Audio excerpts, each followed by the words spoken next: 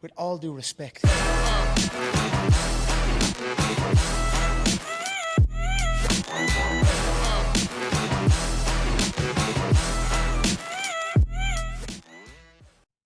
Hey, we're Josh Ortegon and Greg Gaines, and this is With All Due Respect, the show where we keep it real about health, fitness, and performance.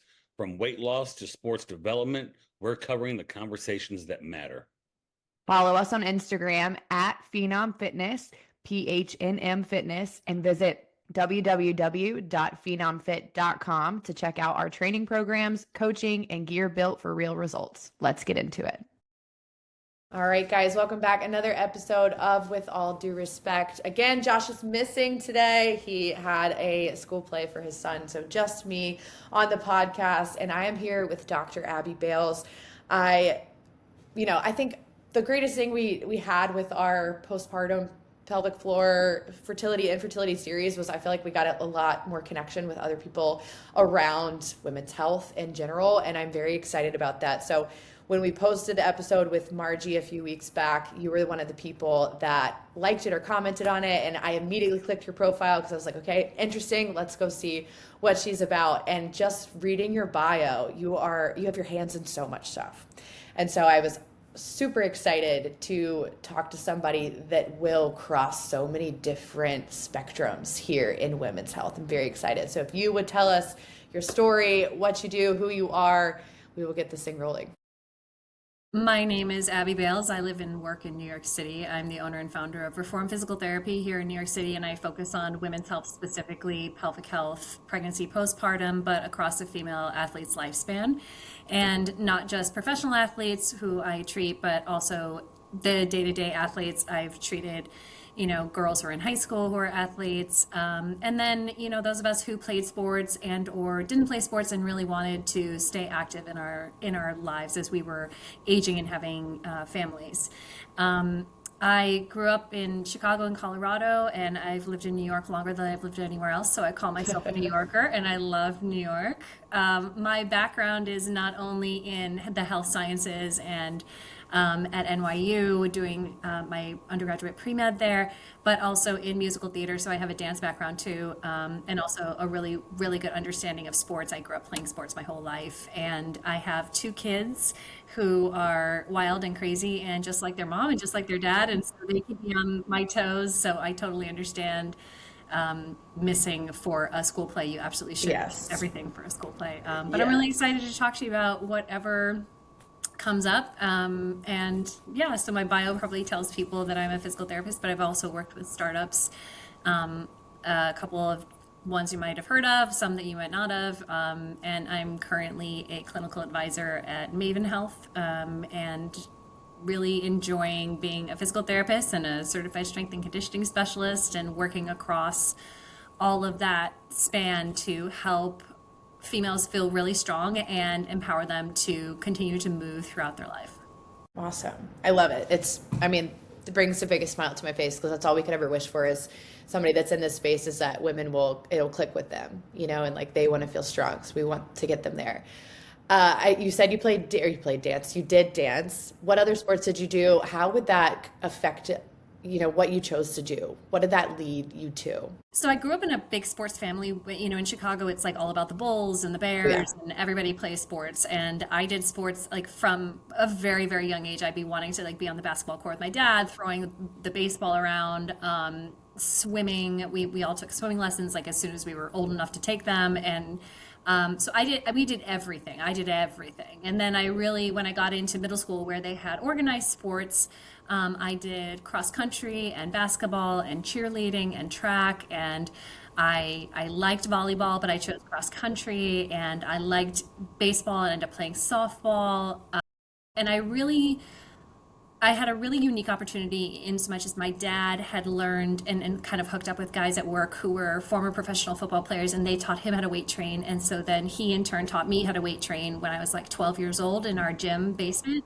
And so I got not only the opportunity to be a part of so many different sports, the change in direction in basketball only helps to make you a stronger runner, and running only makes you a better a better athlete overall, and all the strength training that I did. So I did not have overuse injuries growing up. So I played every season, I played a sport, and that went all the way through high school. So I started to focus mostly on running after high school, and I saw for the first time on TV the New York City Marathon, and I said, Dad, if I train, will you pay my entrance fee for the New York City Marathon?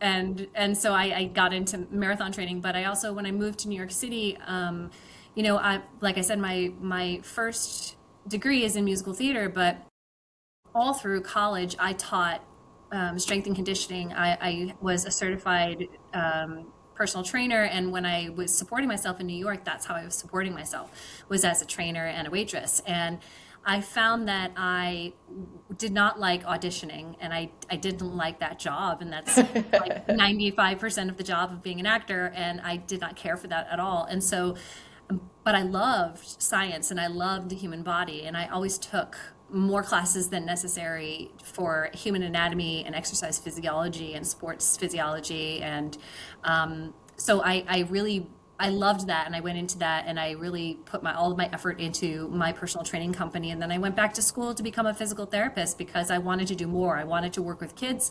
I wanted to work with young athletes. I wanted to work with people who were pregnant and postpartum. And at that time, this is before like Instagram and stuff, where you could become an influencer and just work with anybody. Yeah, So right. I didn't think I would have the credentials as a personal trainer to work with those populations. And so I went back to school, and I wanted to feel like I had a really, really deep knowledge of what I was doing. And so I went back to school, and went to school to get my doctorate in physical therapy at NYU. And all this way, I just kept, I've run 9 marathons, I strength train, do yoga, Pilates, I learned to do Pilates a million years ago. So I've always been active. I love it. We really try to keep our kids active. And I have found that it's one of those things that I can always come back to running and being in the gym. And I always feel more like myself after I've had a workout in. And it's something that even through all of my my health issues, I've always worked my way back to it. And that's always been a goal for me. So I never wallowed too long when I was sick or having any of my surgeries. I never wallowed too long in the sickness. I always had a goal to get back to. And that mentally is important, I think, as we age, because there will always be a time where physically you can't do what you love to do. And to know that it's always there, that you can get yourself back there, is very mentally motivating, even at the darkest days when you are like me, sitting in a hospital bed and you can't walk yet. So those goals are really important. So I think that imparting that on a young person and giving them a sense of love for a game or an activity or something that they can physically do with their own body is really empowering them for their lifetime. I couldn't agree more. And I'm so thankful every day to my parents that they made me play a sport. They were like, you will go play a sport. They did give us the option of like, if you're not going to play a sport, you got to do a club or you got to do an instrument. You have to have some kind of hobby, but they were very sports driven. And I love what you touched on too with the overuse injury piece. We did a huge series, like right when we launched our podcast about youth sports. It was like 10 episodes and just talking about how, intense really youth sports have gotten today, and overuse injuries. And you're seeing kids start baseball at 5 years old, and they're getting called like the best U9 player in the country, and you're like, why are we comparing these children to each other at 9 years old? And they're getting Tommy John surgery when they're like 15, 16 years old. Exactly. Can you speak on that a little bit? I know we want to touch on later in the lifespan a little bit more, but touch on that a little bit on overuse injuries. We have a lot of parents that listen to this podcast too. Yeah. And how important it is if you're a single sport athlete, but maybe to get into the weight room and have some multidimensional training to where you're not going to just be going in one direction. Yeah, I think the general guidance is that under the age of 18, no one should be a single sport athlete. You should not be playing your sport year round. And there's enough that goes into each individual sport that there's enough cross training and or another complementary sport that could provide that cross training for your athlete, your child athlete. When I think about it, I always like to come back to science. And this is why I went back to school. And we study exercise physiology as physical therapists. And what we find is that, those of us who are trained in science understand periodization in sports. Even professional athletes do not play their sport year round. They don't. They have periods of time where they peak, and they have periods of time where they come down into a valley. And every physical therapist and every strength and conditioning specialist I know who coaches and trains professional athletes and or athletic teams, they love that off season, because that's where you are padding the body to be more resilient during the season. And we don't expect athletes to jump into their season and have their peak game in the first 3 months, because that's where they're getting that motor control back. That's where they get that neuromuscular connection and starting to harness those really fine-tuned skills that make them an excellent athlete. And we don't aim for them to peak until it's towards the end of the season, when they're getting into, the World Series games or whatever it is. So periodization is a scientific strategy that has been around forever. And for us to force a child whose ligaments and tendons and muscles are growing lengthwise behind their bones, and to put them into a position where they're getting overuse injuries because they're not only the quarterback, but they're the pitcher, and maybe they're doing lacrosse as well. Those overhand motions are very much the same, and you get 12-year-olds who have rotator cuff tendonitis, and that shouldn't happen. You have young female athletes who, forget about the ACL surgeries that are happening because they are on a soccer pitch and they're changing directions very quickly, but we think about having hip labrum surgeries for our cross-country athletes because they're running year-round. You can have an athlete run year round, but you can't have them run the same direction year after year after year and not give them any strength training. And just to come back to that ACL injury or that rotator cuff, every time I get a youth athlete who comes to me with an overuse injury, and I put them through the basic body weight push-ups, alternating single leg lunges, squats, even if you're just holding a baton overhead, absolutely none of them have the strength to do that. And that just tells me that we are forcing their bodies to produce a tremendous amount of force in a very specific direction on an underdeveloped musculoskeletal system. And the neuromuscular piece is what you're trying to hone, but you don't have the baseline for the musculoskeletal strength to do it. And when we have them doing it year round, even with, the new thing that's coming out is saying, well, no more hours per week than the age of the athlete. So my daughter is 8, no more than 8 hours per week of swimming. 8 is too much. That's a lot. I was going to say, I don't exercise 8 hours a week. Most adults don't exercise 8 hours per week. So to put that on a child athlete is insane. That is not a good moniker to use. Then we're saying 15-year-olds have 15 hours a week of lacrosse. Like, what are we saying here? That like, we're trying to make it easy for people to remember, but what we really need to do is step back and say, overuse injuries and repetitive stress injuries are happening on an underdeveloped musculoskeletal system. We're talking about girls don't finish having their long bones grow until approximately 2 years after the onset of their menstrual cycle, if they develop it, and that's a whole other thing. And the boys, their long bones are growing until they're 25. And so what are we doing with their soft tissue that's just catching up?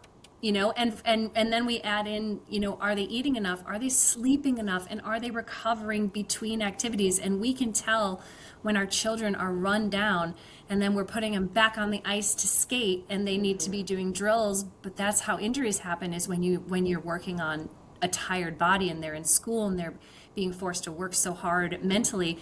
But fatigue and stress is stress, and the body sees it all the same. So right. I really feel very strongly, and I've said this about my own children. They don't play year round, and I do not support it, and I won't sit and talk. If I have friends who sit there and badmouth it, but if they ask my advice, I'm going to tell them that I don't think it's the right thing to do, because why? Professional, fully grown athletes do not do it. Yeah, and I think we find sometimes too that kids do get involved with the year-round sports because their parents need them to go do something, right? I think that's a big piece of it. You got to do this camp in the summer. You need to do this after school practice. And so I do understand a little bit of that piece, but just understanding why your kid might experience that overuse injury or why they're burning out of their sport so quickly, why they don't enjoy it as much as they used to, I think is really key. And then also just breaking the conversation of they got to do it year round. I think that's the biggest thing I learned throughout the last couple of years of kind of being closer to that youth sports conversation is that it's okay for them to take a break. I never knew what a break was, like I was the same way. I played year-round sports, and I definitely think that influences how I perform now, but just being able to understand that there's a reason why we're experiencing different. David Epstein wrote a great book called Range, and I reference it all the time. And one of the things that a lot of our data has borne out is that if you're an excellent athlete, you're going to be an excellent athlete after middle school. If you're an excellent athlete, typically you're an excellent athlete in multiple sports. You're going to find that these really high performing athletes, they didn't just play baseball, they also played football and they also played basketball, and it helped them develop other skills. Right. With baseball, in order to hit a ball, you have to have really great vision and to be able to see the spin on the ball and what the stitches look like in order to determine what type of pitch is being thrown, and to have that hand-eye coordination that is going to help you in every other ball sport. Yeah. And one of the things that I think that people get really nervous about is not only do they need their child to do something, they're afraid of their child being left behind because they don't keep up with everyone else's skill set.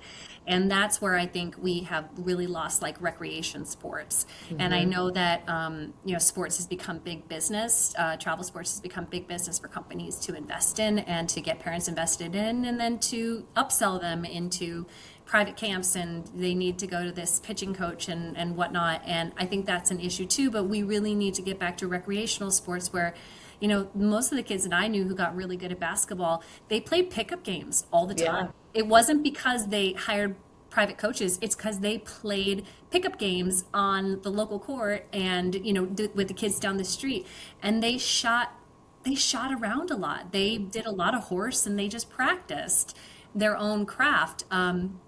And it didn't require them to play it that intensely year round. Right, exactly. I want to shift gears just a little bit and start talking about maybe older demographic, because I know we did want to touch on some high performing females. A lot of our demographic, we do have some higher performing females, or even just high performing females in our overall circle. So I want to talk about maybe if you experience any overuse injuries when it comes to doing something similar to CrossFit or CrossFit adjacent, maybe what it looks like for proper fueling and longevity with that sport. Sure. CrossFit is one of those really interesting activities because it's kind of depends on your coach and your gym, Totally. Your box. Mm-hmm.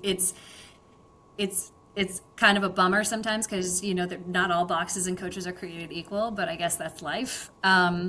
I would say that for a lot of my females, the things that they are dealing with are hip impingement issues related to their form, and really the coach's fundamental misunderstanding about the femoral acetabular joint and how it's formed, and how deep you can go according to the depth of the actual socket, and that it's not a one size fits all, and even from side to side there's an asymmetry. The head of the femur sits in the acetabulum only in such a way that you can go very, very deep into a squat. And for most people, that's a slightly turned out position.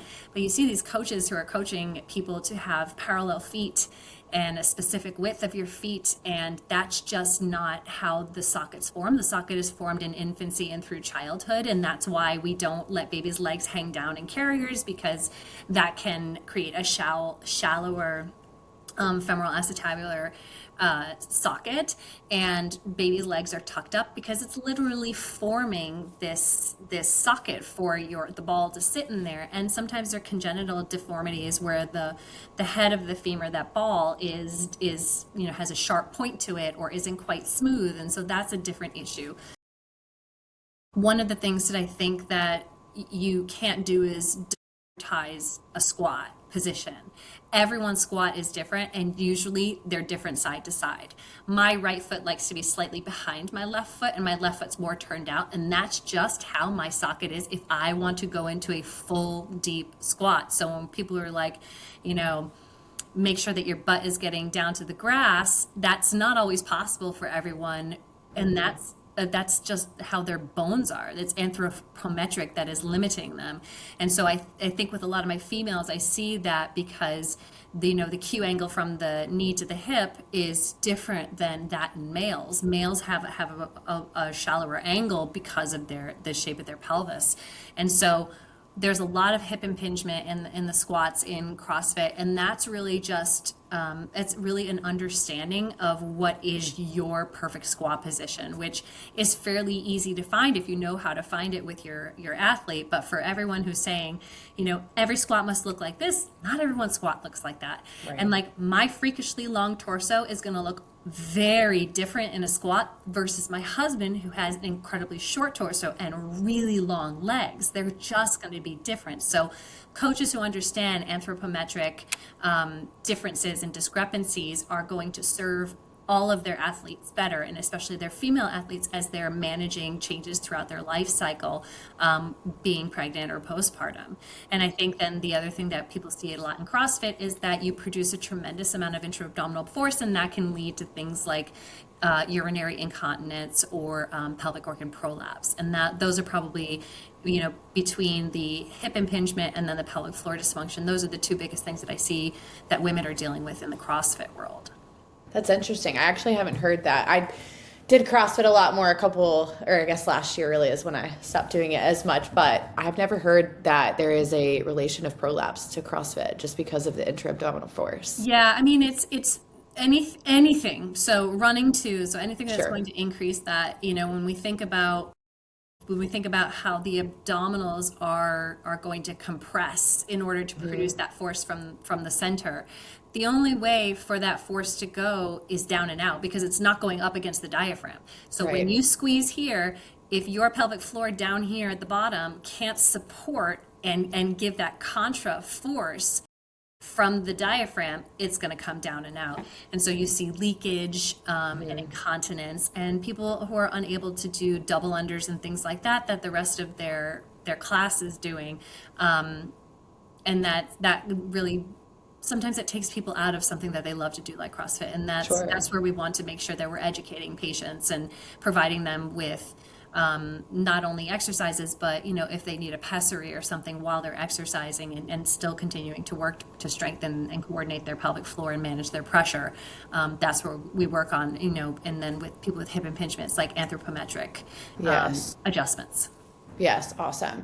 With longevity in general, when it comes to a high performing athlete or a high performing female, what are things that you like to see? A period. Perfect. Easy. I just really want to see your menstrual cycle. Good. Okay, say that box is checked. We make sure that diet is good, energy availability is good, the female is on top of that stuff. How do we make sure our bodies stay ready to go for our workout class? I mean, it sounds so basic. I'm not going to say it's easy, because none of this is easy.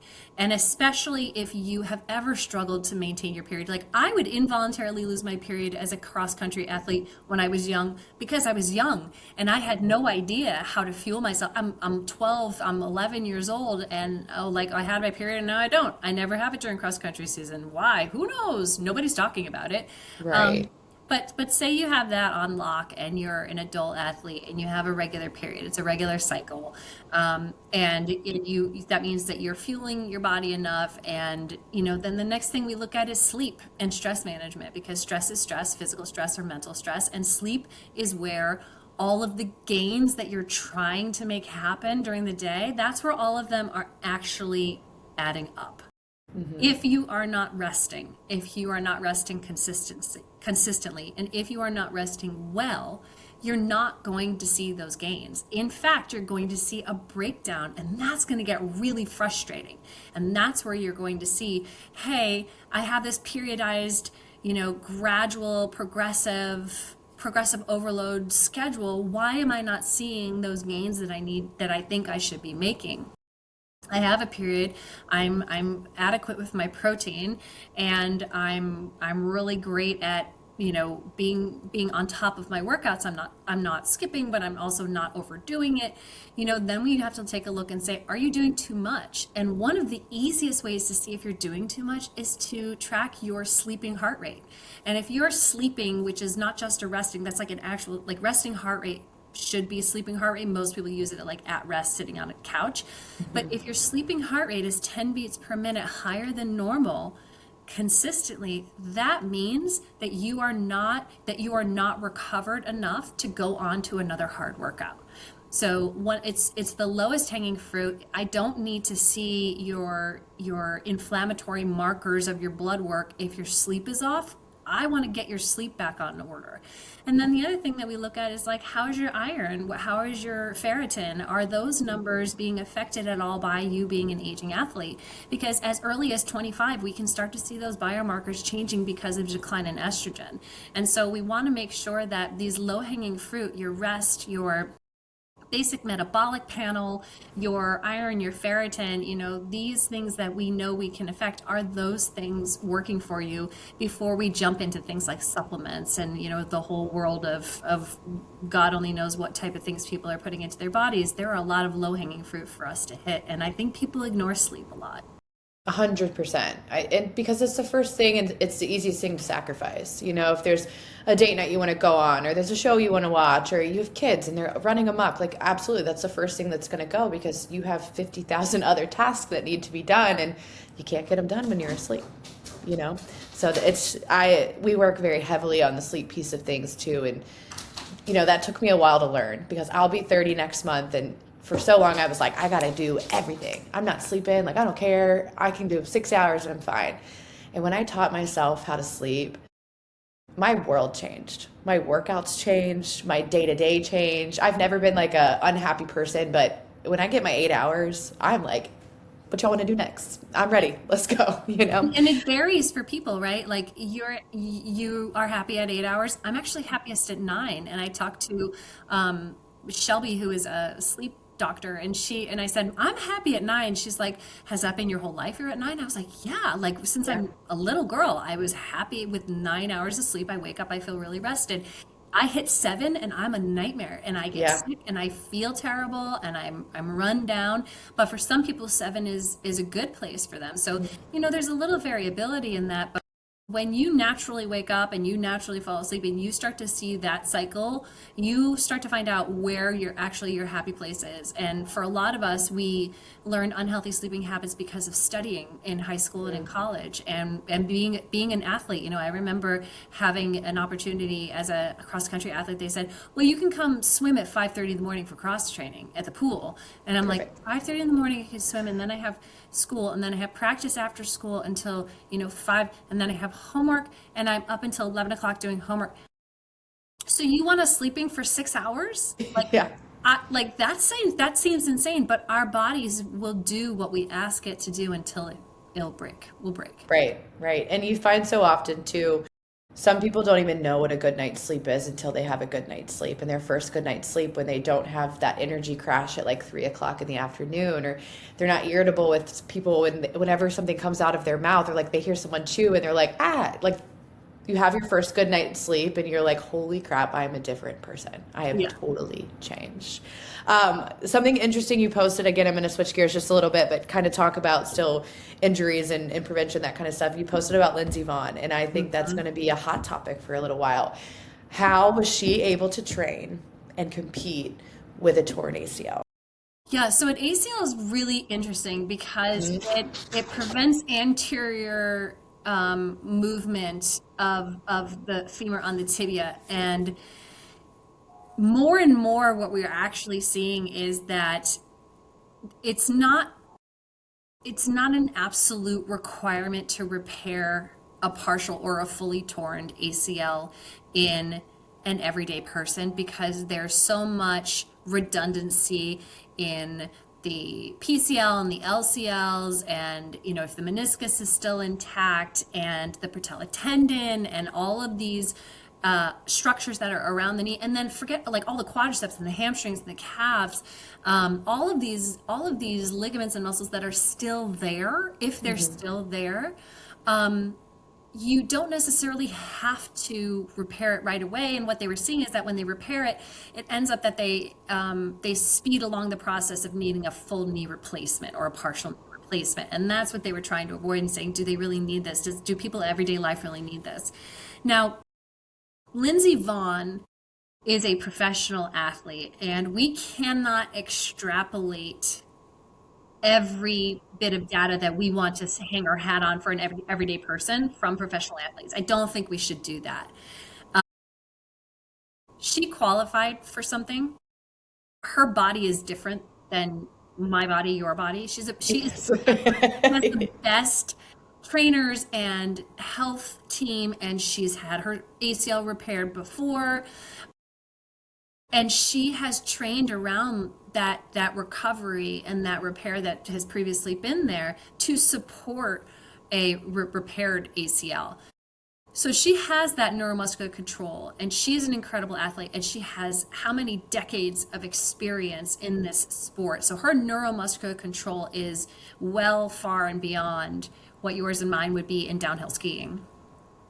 She also earned that spot, and like, I'll jump on a soapbox and say, like, she did not take a spot from somebody. She earned that spot. And her decision to go ahead and try really just laid with her and the input that she had from her teams. And she was able to do what she was able to do because she's been doing this for so long, because she has that neuromuscular control, because she is an outstanding athlete in the part of the 0.1% of the world that is a professional athlete.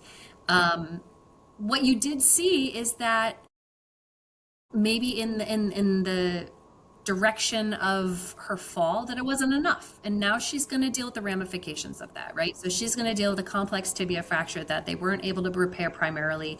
It's continues to be an X fix, which is just to stabilize things until swelling goes down, where they can go in and put an interior fixation.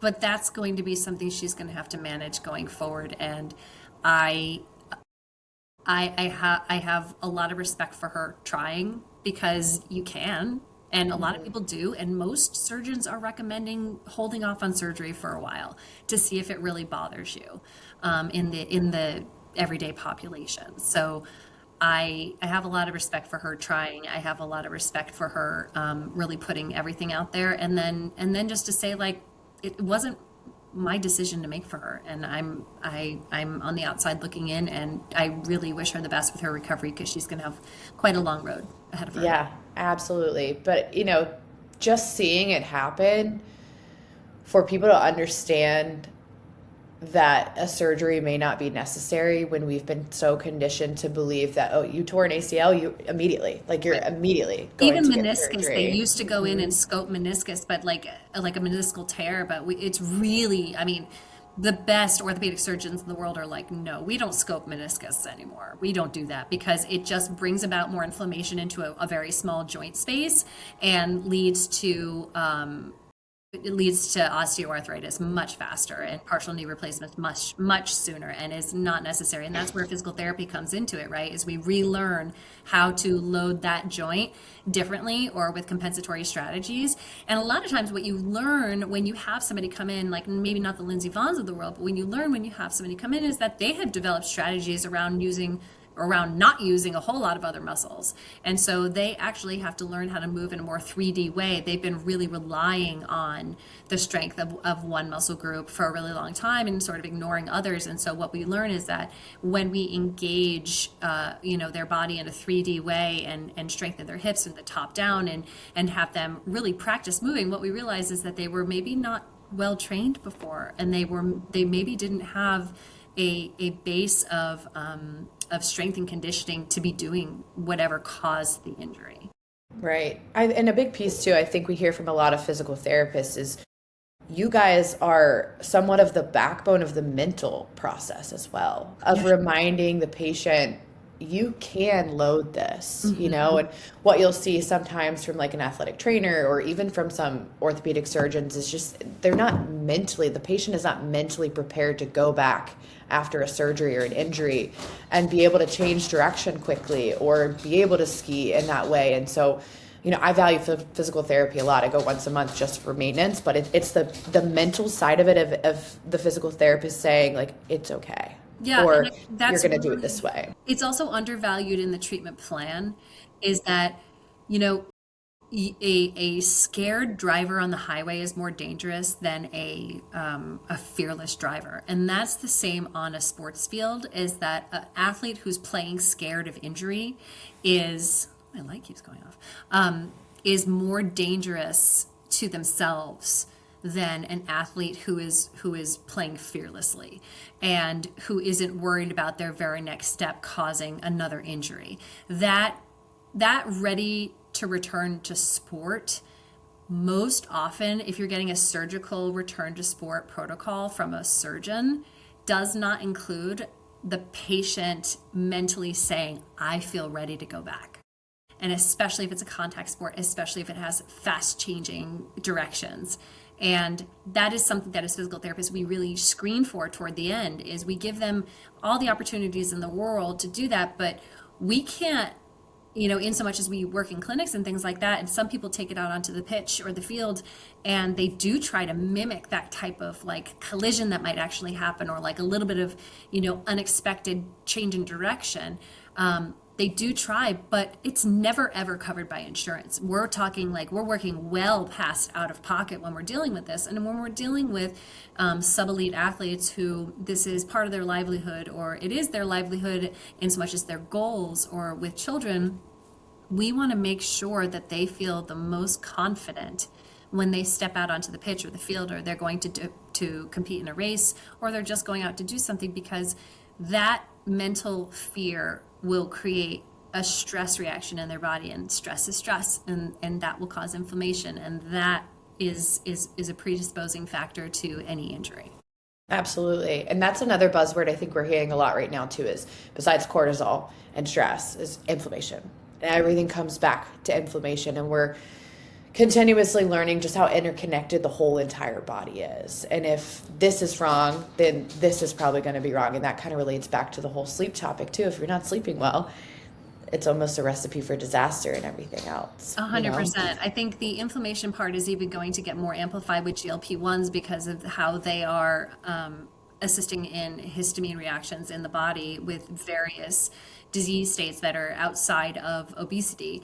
I think that's going to highlight a lot of how inflammation plays a role in other systems, disease states, the gastrointestinal system, heart disease, the musculoskeletal system. It's going to be, and especially, the neurologic system, it's going to highlight how much inflammation has a downstream effect on our systems and how it responds to stress and movement and wear and tear over time. I think that because it's already showing such an improvement in so many disease states, and they're all secondary effects. But as studies start to come out for primary drivers of inflammation and how GLP-1s are assisting in halting that track, I'm hopeful that we're going to see a lot more of that be acted on for other diseases outside of type 2 diabetes and cardiovascular disease. Are you seeing currently in your practice, are you seeing any connection there? Have you seen any patients that are on a GLP that are working with you? What are you seeing with that? So GLP-1s, as I see them, I've seen patients who have had pelvic pain, Okay. who have had improvements in their pelvic pain. This is in conjunction with losing weight, but we don't usually associate obesity with as being like a super high risk factor for pelvic pain. But I have seen patients who have pelvic pain, pain with intercourse. I've seen that decrease over time when they're using a GLP-1. I think one of the things that I've been reading a lot about is the effect it's been having on PCOS patients, in so much as their periods have sort of spontaneously started in the absence of them losing weight.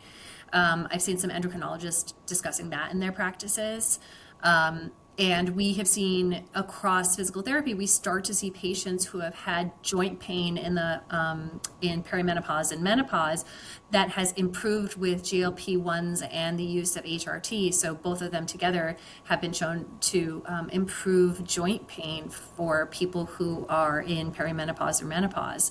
And I think that's going to be something also that we start to see a lot more in the future. Use cases are going to be for women who are in menopause and are experiencing musculoskeletal syndrome of menopause. So, and that's, related to them having weight loss, but also getting their hormones to a level that they were previously lacking. And it's not even just the weight loss. We do assume that there's a level of histamine response that the GLP-1s do control somewhere along the gateway, and that's certainly better answered by an allergist who deals with histamine reactions, or a rheumatologist.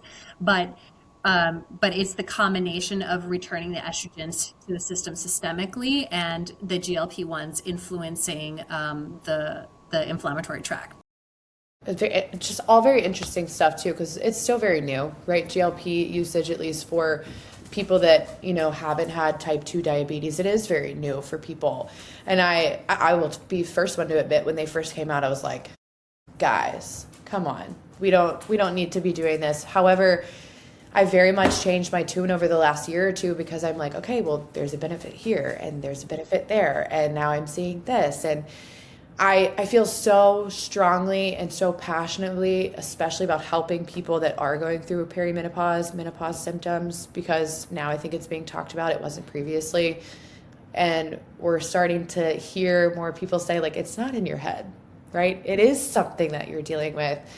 There is something that you could be doing to make you feel better. And like I told you, we do work very heavily with that demographic and just learning, what kind of training can you be doing? And, what are you eating? How much are you eating? What is your stress like at home? Those are all big questions that we ask lifestyle wise. So being able to actually fully dive in on this stuff and have an answer it's unreal, and people feel like they're being heard. Well, and I feel like I have always said that strength and conditioning coaches, Pilates instructors, people who are teaching group fitness classes, they are going to be the first line of defense for patient referrals to me. Mm-hmm. And they're going to be the first ones who hear, gosh, I leak, suddenly I leak, and you come to find out that they're, 49 years old and they're hitting perimenopause. And, one of the symptoms of the genitourinary syndrome of menopause is increasing leakage or urinary frequency, or feeling like your bladder is full, but it's not, and you need to go. And that's, for some people, there's a very simple answer, and that's vaginal estrogen. And it's not absorbed systemically, and you can have it and have a history of breast cancer. You can use it and be actively treating breast cancer. And that's not from me. That's from breast and gynecologic oncologists who are, the head of Valley Medical Center in New Jersey and the NYU Women's Center here in New York, Elizabeth Coleman and Eleonora Teplinsky, who talk about that, how it is important to treat the genitourinary syndrome, because those symptoms can cause recurrent urinary tract infections that can lead to kidney infections that can lead to death. Vaginal atrophy is one of those things that doesn't protect the skin around the vulva and internal to the vagina, and that can lead to a lot of pain. It can lead to recurrent bacterial vaginosis and vaginal atrophy, and things that are really uncomfortable that take people out of sport. And when you take a woman out of her sport because of these symptoms, then she gains weight, then she's not moving, then she's got type 2 diabetes and high cholesterol and high blood pressure and all these downstream effects, right? And so if we combine things like HRT, which is inclusive of vaginal estrogen, possibly systemic estrogen, progesterone, testosterone, depending on what the patient needs, if we're inclusive of that, and then we also say, well, we have this inflammatory response that's happening. She's got arthritis, or complains of joint pain, what if we bring a GLP-1 in because she does have an increase in adipose tissue or visceral fat around her abdomen? What if we bring a GLP-1 into it and then we're hitting it from all angles? And then that person is back in their activity. And like you said, I share that passion to keep people moving, and don't think that a GLP-1 should be given to a person without an exercise prescription included in that. And I want it all. I want to be able to have the GLP-1 that's keeping that person's, perhaps their food noise at bay, or that they're a patient with PCOS and so they have a period now because I told you I want to see periods. Yep. Perhaps they're on HRT, they're on systemic estrogen and a micronized progesterone. Maybe they're also taking a testosterone with that. I want it all because there's no silver bullet. It's going to be a multi-pronged approach to keep us healthy longer. When my mom was born in 1950, the average lifespan for a woman was 56 years of age. And that was 1950. My mother's still alive. And now it's 77 years of age. So we've increased it by 50%, but our bodies have not caught up, right? So we haven't caught up to our body's ability. Science has outperformed our body's ability to age well. And so we do need these other assistive hormones to keep us healthy, and we need to keep moving. And when we stop moving is when we develop things like cardiovascular disease, when we start developing things like arthritis and low muscle mass, and that's a metabolic disease, is having low muscle mass. And so we really do need everything to keep our brains and our hearts and the rest of our bodies healthy. It's never going to be one system. Right. And that's what I'm so thankful for now too, is like we're finding strength training is cool. And like being in the gym is cool. And Yay. Previously it wasn't. And I think a lot of women, whether they were scared of, gaining 100 pounds of muscle overnight, or if they were just never taught that strength training was good for them. They were never taught. Right. I'm 46. Is that right? Somewhere. I might be turning 40. I'm 45 turning 46. I think I'm 45 turning 46. I went to the weight room in my high school, and I was probably a junior or senior, and I was told that I was not allowed to work out when the football team was working out there because I'd be a distraction for them. But the whole football team was allowed to work out. But Right. This cross-country girl was not allowed to go in and work out just because there was a gym full of boys. I grew up working out in Gold's gyms and Bally health clubs with my dad with a room And you're like, full of I know what I'm doing. Well, and I like they need to watch themselves. I don't need to, like I'm probably doing I'm it right not- over here. but also like I'm not the problem if they're distracted. Right. Like I'm not the problem, that's a them problem. But we're 20 years past that, and I still don't see girls being taught to work to strength train. It's a very rare thing in very progressive high schools to see girls in the weight room. It still is. Beyond body weight exercises. And yes, you start with body weight, and yes, you start with neuromuscular control, and then you progress to plyometrics and things like that. But Wolff's law of bone development and maintenance is such that you need to progress beyond your body weight. That's not my opinion. That is Wolff's law of bone. Yeah. Osteoclasts and osteoblasts, and Yes. that's how bones are made and maintained. And girls only have till the age of 25 to build their maximum bone density that they're going to have for the rest of their lives. They only have until 25. And again, like, science is sexist. It's not fair. And yet we need to get and have and maintain our periods. We need to learn to weight train earlier than in college and beyond. And we need to understand that, and myself as a parent, that the old adage of weight training is going to stunt people's growth is not a thing. Right. What that really comes from is looking at people like gymnasts and dancers who didn't have their periods, or who were biased into those sports because they were short. They were vertically challenged humans in a vertically challenged human sport. I'm 5'9". I'm never going to be a gymnast, right? Yeah. And I also have a freakishly long torso, also never going to be a gymnast. And we kept saying, well, it was because they were weight training too hard, weight training too hard. It was because they had relative energy deficit in sport and they weren't having their periods. And that can affect boys too, even though they don't have periods, which is why they changed it from being the female athlete triad to relative energy deficit in sport, REDS, RED-S. And we, again, circling back to like youth athletes, we cannot overwork them. Their bodies need rest, their bodies need fuel, and then their bodies need progressive overload. And those are the things that make a healthy athlete throughout their lifespan. And it like that is, you know, again, it's never easy. That is so simple. It's like the simplest answer. And that's a big thing we're starting to hear a lot about, you know, is energy availability and maintenance calories and really treating ourselves like we know how to fuel ourselves. We know how to rest. And I think that topic of discussion, especially the energy availability piece, is going to change so many lives because we're going to have enough food in our bodies to be able to do the things we need to do. 100%. I think it will be totally different for girls to come, is treating their bodies like they are a powerful machine versus like some little just like dainty thing where you don't eat much. Yeah. And you don't, and then also that, you know, that stretches into how they perceive themselves as they're recovering from delivering a child, is that you're not fragile.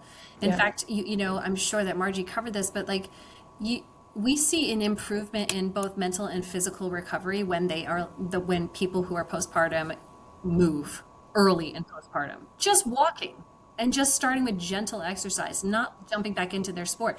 And so teaching girls that they are resilient, they are strong, they are powerful, and that they should expect their bodies to be able to work to their edges. Lindsey Vonn, work to their edges the way that men's bodies have been taught to do and men are taught to do from an early age, and not in an unsafe way where we're, you know, putting people at risk for concussions or overuse injuries, but that they can lift heavy weights, they can sprint hard and work hard, and then they need to respect the recovery. And that really goes from the top down, from the coaches and the parents down into the children. And then as we get older, that's, you know, that's what we carry into our lives. How many of us are unlearning healthy habits, unhealthy habits that we learned in middle school and high school from coaches who told us that you need to be lighter, you need to be smaller, you need to lose weight, you need to work harder. I think there's a real balance there. And then I think we actually know it innately, and I think we warp it to do what other people want us to do.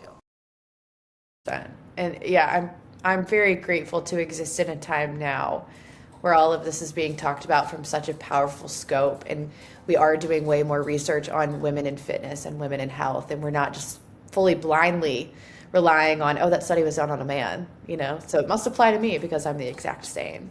But then we're also finding similarities, and I should be training similar to a guy.